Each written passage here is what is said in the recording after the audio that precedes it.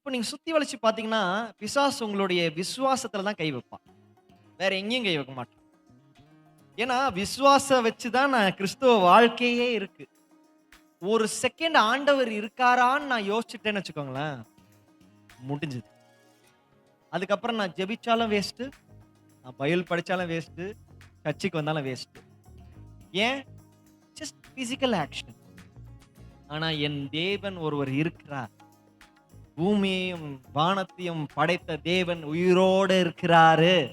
அவர் என்னோடு பேசுகிறார், என்ன தொடுகிறார், என்ன நடத்துறார்ன்னு அந்த ஒரு நம்பிக்கை, ஸ்ட்ராங்கான நம்பிக்கையிலே உறுதி, ஸ்ட்ராங்கான பிலீஃப்.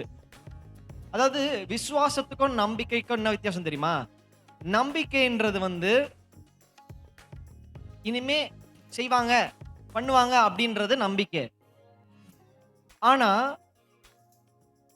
நேற்றும், இன்றும், என்றும் செய்வாங்க, செய்துகிட்டே இருப்பாங்க. அதுல ஒரு மாற்றமும் இல்ல, என் கூடவே இருக்காங்கன்னு 100% இருக்கிறது தான் விசுவாசம்.